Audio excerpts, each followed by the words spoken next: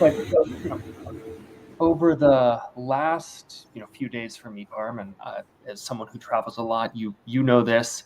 You get good routines when you're in one place for a long time. And I was in just Santa Monica for a week, and I had my routine, super early start because I'm working East Coast hours. So get up around like 5:30 or 6, get out for like a little walk in the morning. Often I have calls with my team, so I can do those while I'm walking.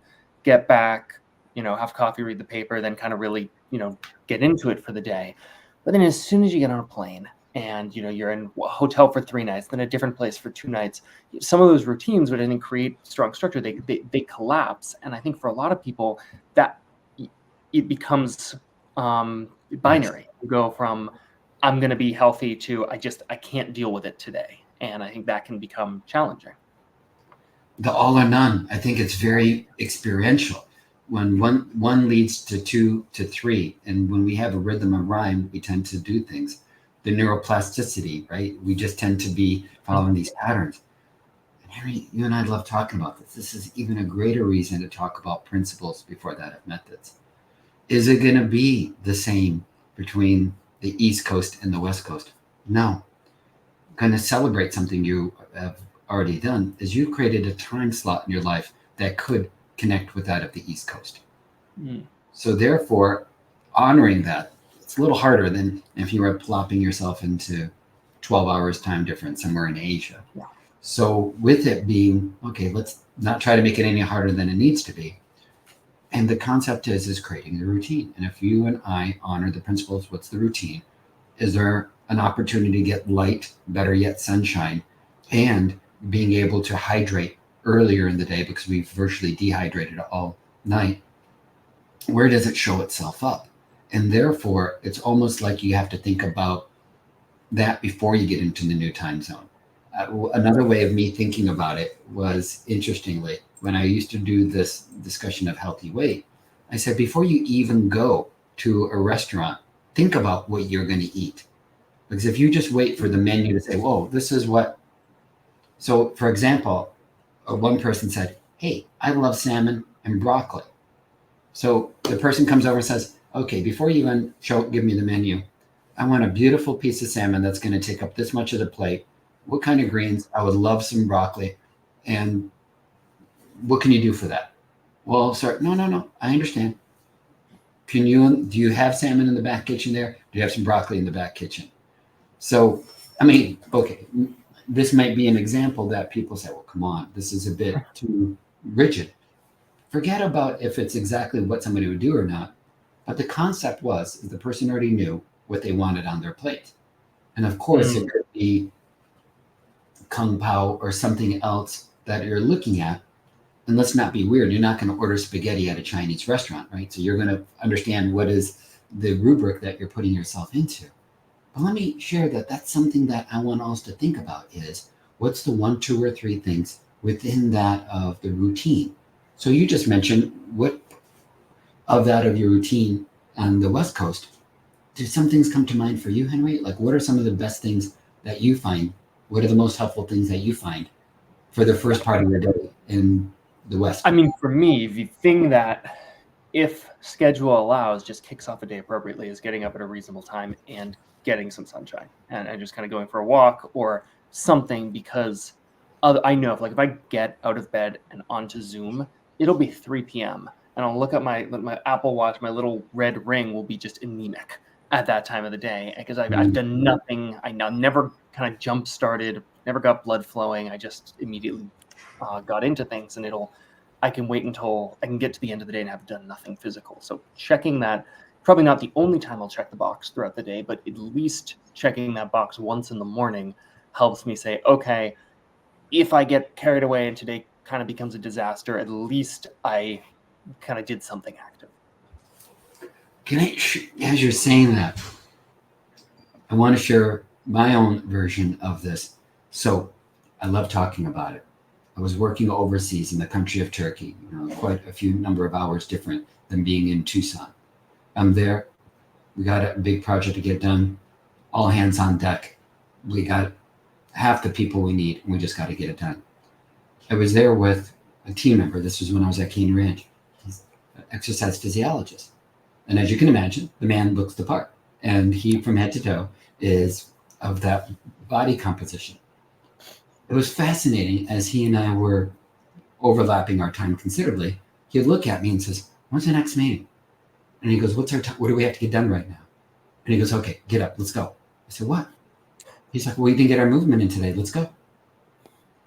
And I'm like, "What? Wait, and it's so simple now that I look back at it. But what did he have on his mind? We got to get movement in today. When are we going to find it in? And I said, "Well, we only have half an hour." He goes, "Great, we can get 20 minutes in and we can still be back." And then I came back to Tucson and he would call my office. He goes, "Hey, I just looked at your schedule. Looks like somebody just canceled. Hey, I just see you over there. Let's come." And I'm like, "Well, he goes, "Okay, see you." I was like, Oh, that's super. Shazam. But it just showed me that he had a radar. And I was doing this for 70 different things, and it's impossible. And of course, he's an exercise physiologist. He kind of thinks about this once or twice a day, if you know what I mean. Yeah. But what he taught me really carefully and beautifully was a few things done well. Was it perfect? Oh, come on. I mean, 20 minutes versus our perfectly curated routine choreographed? No, none of that. So I think principles. And so we talk about principles before methods. Are there universal quick ways to apply principles for the person whose answer to "I should work out now, yeah, but I'm always traveling and this and that, and I'm in airports and I just can't"? What are 3 things you can do every day to be intentional about fitness, or what's one thing you can do every day to be intentional about fitness, one thing you can do every day to be intentional about nutrition, and one thing you can do every day to be intentional about mindfulness and mental wellness? Right there. If that is one thing, right? Did you say perfect?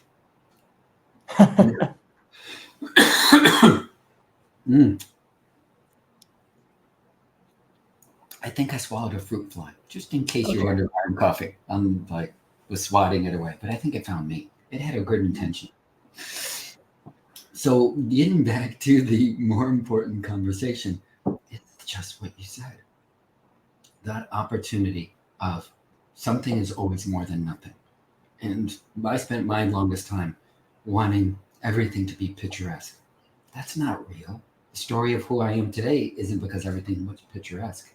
Moving in the direction of a few things done well. The one thing that we haven't commented that really celebrated it with you is you had a tracking device that gave you some feedback. Perhaps for some people, it's just looking down and pausing. Seeing that data. Whatever it takes, but that's the reason why we want people to do this high yield health conversation. This is intentionally hard. We just want to help people find ways to put it in. Sorry. No, that's a good point, which certainly ties into how I just think about particularly physical activity. But you cannot improve. I think Drucker, you can't improve what you don't measure. Now you can improve what you don't measure, but it's a lot easier to improve something when you do measure it, I think. And in your experience, what are the things when it comes to just basics, not talking about the really getting into the weeds and the advanced tests, but what are the things that on a day-to-day basis you think people should be aware of in terms of fitness? It's like caloric burn, people track steps, people track calories, like what matters, what doesn't? Let's hit it right there. You already said one of the key words, so I'm going to riff off of that. Aware. When you start with awareness, your IQ comes to the very present moment. And now those things are more clear. We have to practice being aware. It sounds really wonky, but that's the concept of stopping and taking a breath for a minute and creating that pause. If this can come through. Oh dear. For the most part. Right. And what it is, well, I will share this and we can go there. If I can just simply share, we're shaking up a snow globe. It's chaos, and some of us really love the chaos. We don't think it's chaos, but it's that which perhaps we get a buzz off. What I would like for us to really appreciate is when it settles down, we have clarity. And just taking that minute of breath and fully being aware of the breath, what happens? Everything settles. And when you come back to it, it's clear. Now, There's meditation, there's mindfulness. Meditation is this beautiful practice, call it 10, 20, 30 minutes outside of your day and practice this. That is absolutely a great way to strengthen it. But something is always more than nothing. I find 1 minute 5 times a day a lot more tangible for me personally. I have other people say, no, my 20-minute practice is sacred to me. It is so helpful. I will absolutely do that. And I know there's times in my life where I absolutely find that to be helpful. But if I'm waiting always to find that 20 minutes on different schedules, I have found that that doesn't always help me. So the first thing is taking the pause, doing the breath, letting the snow globe. Number 2, got to get to sleep. Why we need to do that is without sleep, we don't repair physically, mentally, emotionally, spiritually. If we're watching the NBA and Olympics, a guy named LeBron James, I believe, getting into the age 39, performing at a ridiculous level. A lot of the headlines saying LeBron carries the team on his back. How is this possible? He prioritizes his recovery. He makes sure that he gets enough sleep. So is he just here to be faster, stronger? It's very much an intellectual component as well. He's very mentally, emotionally present, which is a key to all performance. And I'm not asking anybody to dunk a basketball here. I'm just asking us to be able to see that. First and foremost, be present. Number 2, honor that conversation of getting enough quantity of sleep, quality of sleep, and when possible, find a rhythm. You know, I always love threes. So 3 blind mice, 3 wise men, all of the 3 seem to really have an opportunity. So if you want to pick the next one is that conversation related to look at your calendar and make sure you're putting things on your schedule that are helpful. So the next that I want people to do is just make time and space for it. So if you're aware, if you're rested, but I don't like the word if, as you're aware and as you're rested, look at where it fits into your life. You're like, oh, I should do this. You know, I love that concept of the famous way of getting things done, GTD, the famous book. And instead, if it's not in your calendar, it's unlikely to have time and space in your life. So to me, when are you going to eat? When are you going to go for that movement? When is your next medical appointment? And just creating a space to do that. Now, don't get me wrong. We are definitely needing to go deeper on what are the medical tests that I think everybody should have. What are the details of nutrition? What are the details of exercise? But what I found early in my career is I spent all this time wanting to be that person told everything about labs, everything about exams, everything about nutrients, and everything about physiology. That's just more data. It didn't really move the needle at all until I looked at it from a different direction. What I find really interesting about that is many high performing people in business, you can get on board with that because they're already doing it when it comes to getting work done. Most people have been successful from a productivity side will have some form, you mentioned GTD, but have some form of process for getting things done and getting organized at the beginning of the day, beginning of the week. They have a to-do list. People who have been, people will say most people have capacity to get things done, but where people really fail is just have a list, prioritize it, and move through it. And your point on the snow globe, something I didn't mention because we were talking more on the health side, but another key part of my morning routine is to look at my to-do list, which usually has like 50 items on it, and say, okay, what are the 5 things that are going to get done today? And what are the 5 important things here? And okay, I'm about to check my email and probably 10 new things will pop up. What did I put on this list 2 weeks ago that now doesn't actually need to get done or can be delegated to someone else? But I think we live in a world of omni-channel communications, things coming in from different directions, things going out in different directions, that it's very easy to lose sight of saying, all right, yes, this is the thing that, most recently pinged my phone. Is it the thing that is actually the most important? That's actually where I should be devoting my time right now. And I think people who are successful in business and productivity tend to be able to get past that and have that muscle for prioritization, or build that muscle for prioritization, for structuring, for review, and getting things done. If you don't look at your to-do list, what's the point of a to-do list? And bringing to our ongoing discussion of the universality around some of this stuff, applying that muscle to health and to awareness around health. I think it's not doing something new. It's just applying what you're already good at to a new area. Love everything you said. Now I'm imagining somebody listening to us right now. Well, I already know that. That's common sense. Well, great.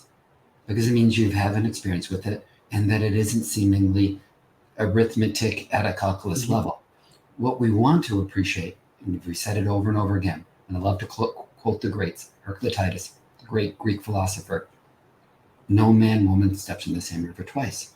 What we do know is, Henry, you have a new calendar every single day. What you did a year ago may have some influence on today, but every day is definitely a new day. So if we don't honor this routine, this rhythm of coming back to a few things helpful, we won't be able to bring this into our life. How often I had people say, almost it's a proverb, I should have done this. I ought to have known better. Oh, and I look at them and I smile and I said, take a pause, because that's just going to exhaust you and make you frustrated. Now, some people are like, well, I need that motivation. Okay, fine, but put a lid on it to a certain point. Don't keep going that way. You've heard us talk about being present. Some people call it being mindful. And that has the three, there I go with my threes again, three classic pieces. A direct experience in the present moment, and here's the key, without judgment. One of the things is, as people hear this and say, no, I can do this, that little sneaky concept of the negative bias. I told you 50 nice things. That root statement will pop up all again and again if I were to sneak in a root statement, even though I said 50 nice things. We need to appreciate that there is an opportunity to be able to look at this without judgment. And the best way to do that, again, is to create that pause. It may be natural for you, but I have a sense that you have a slight pause when you open up your to-do list.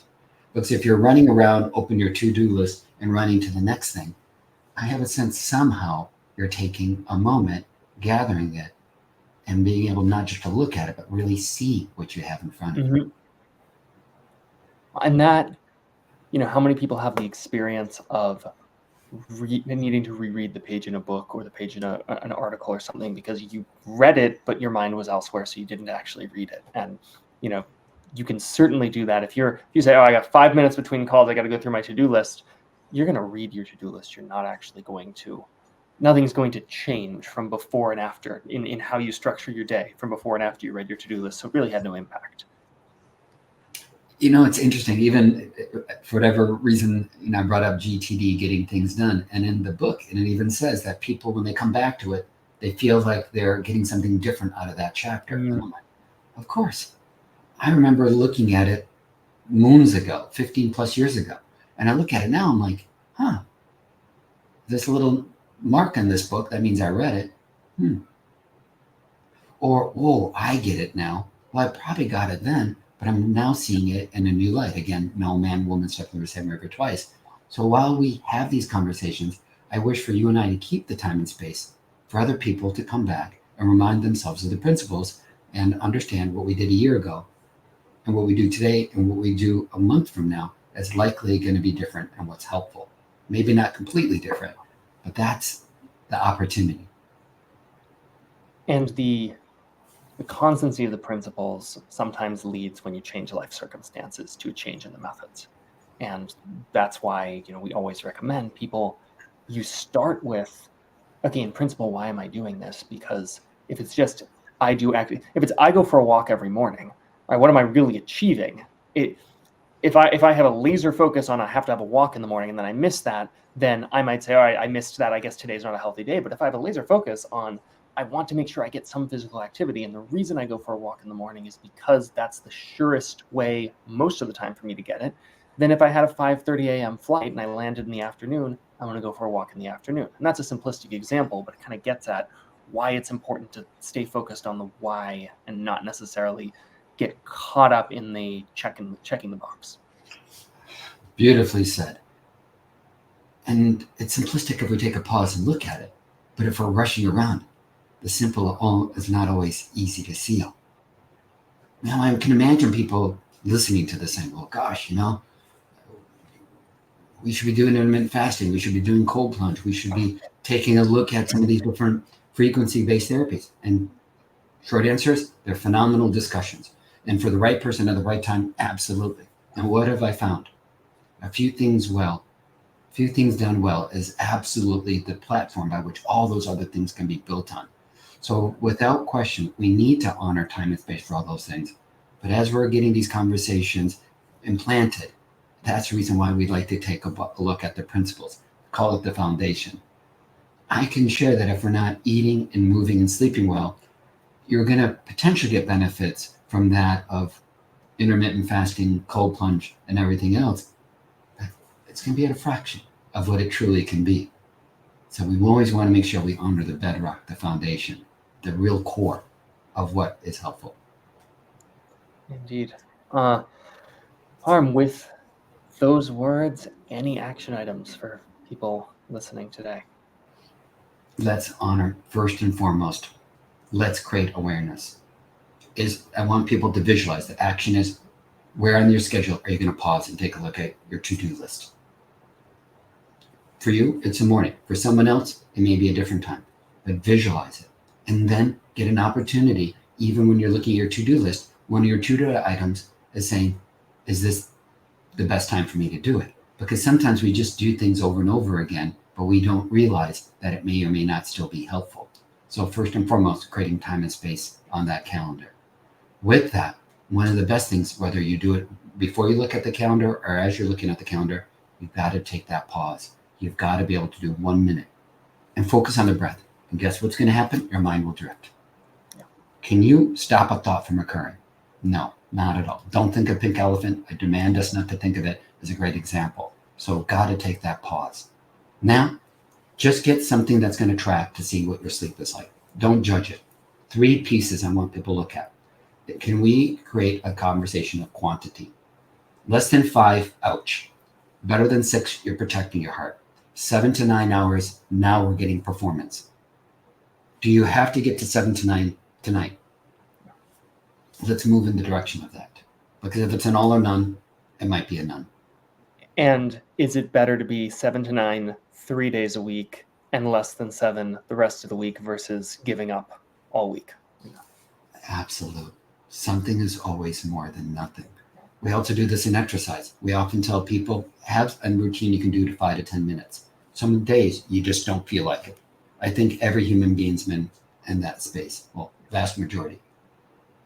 But what happens if you at least get to the gym? Sneaky, what tends to occur? You stay and you do a little more. But what if you only do 5 minutes? What's greater, 0 or 5? Exactly. Every day of the week. And what I wish for us to do is just pause and see what is it for you. And you might not like a gym. It's okay. But no, I love that point of what can you do to just make the tiniest bit of iterative progress to something, accepting that I think there's so much about maximizing and optimizing that what gets lost in the shuffle is just do something. I'll give you one of my favorite examples, a person I was speaking to, and we reflected on where he's been over the last couple of years. And up to a couple of years ago, we talked about if he likes going to the gym. He says yes, but getting there. And then we talked about getting a personal trainer. He goes, I shouldn't have to do that. I should be able to get there without having. And I said, okay, that's fair, but I don't agree. What I share is, does it make you more likely to go if you have an appointment? He goes, absolutely. I make all my appointments. And I'm like, and what has happened now that he scheduled his personal trainer 3 days a week? Guess what tends to occur 3 days a week? Yeah. And guess what he's doing now? And that conversation is sometimes we have these little sticky points, but if we take a bigger step back and if we're focused on results, what will help us get the results? Yeah. Oh. Great speaking as ever. Param, I've got, I think, got to jump right now, but we'll keep this going and I will end the recording.